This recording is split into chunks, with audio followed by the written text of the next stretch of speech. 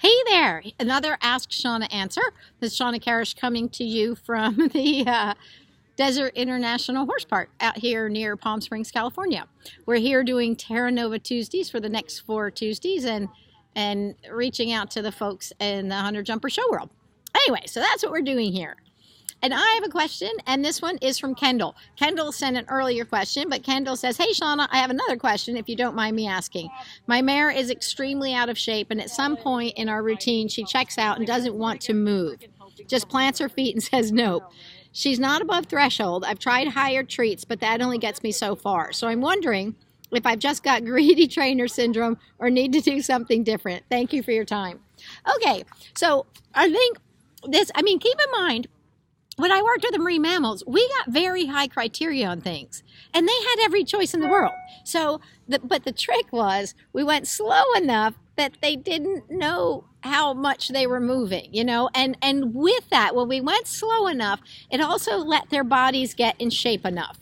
So I think something that can happen a lot of times with horses is they're out of shape. We kind of force them back into work a little bit. It's kind of what we can do sometimes, not really monitoring their comfort level and how much they put out or how comfortable they are. If somebody just took me and I've been on the couch and then they said, okay, I'm going to have you run for 45 minutes, I would want to kill them. That wouldn't be comfortable. I'd be extremely sore. I'd be out of shape. I wouldn't have, the aerobic readiness for any of that. So I think it really is the same thing with our horses.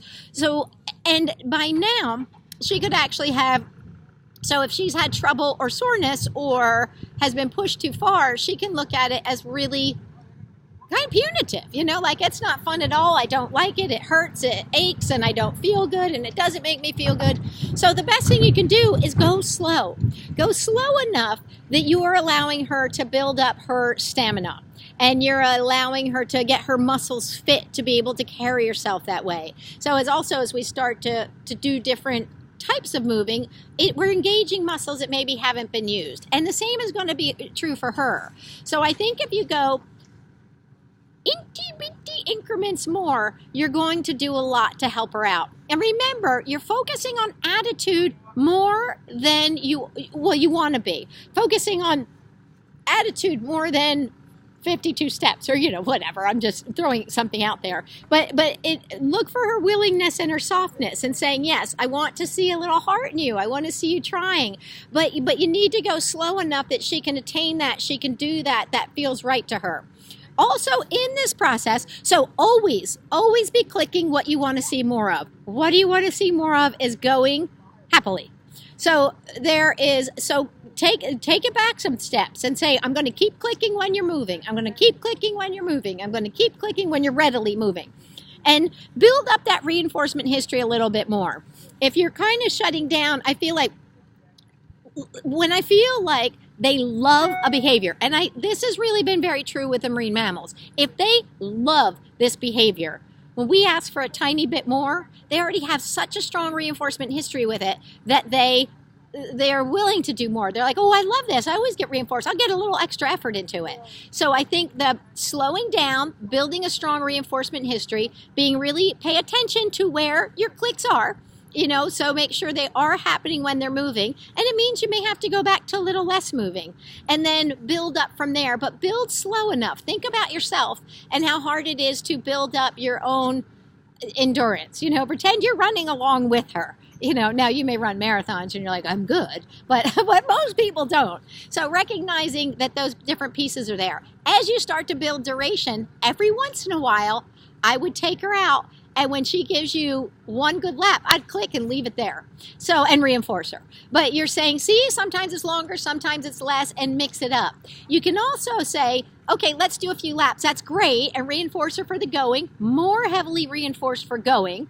And then go do some other fun little stuff, not reinforced as much, lesser value reinforcers, and then come back to the working. So you're kind of doing like circuit training. But you're giving her a little break in there, but still being able to kind of get her back to it. And remember, the attitude is most important because the attitude is going to turn into that duration. So she really needs to like it and want to do it. And you're going to start dreading it as much as she is, so you really want to be sure that you can mix it up and have it be fun, and maybe try to find other types of exercises so it's not always the same thing. Because if I had to run the same lap every single day, laps, you know, pretty soon it's boring. But if I could go out on the trail, it might be more fun. So mix it up with some things that maybe it's a nice long walk, and then another part is where instead of the nice long walk, you're going to do a couple laps around the reverse round pen, and then a walk for a while, then maybe some trotting with you, then back to the round pen. So mix it up a little bit and put some fun and easy things in there for her as you go. Anyway, so I hope that helps you out. If you have any more questions, Kendall, you know where to find me. You go to askshawna.com if you want to learn, you or anybody else actually.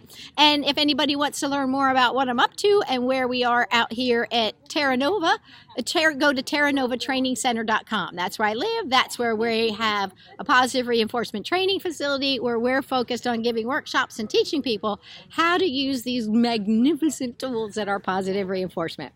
Okay, so I hope that helps. And if you have any more questions, do not hesitate to get a hold of me. And until next time, enjoy getting your horse on target. Bye.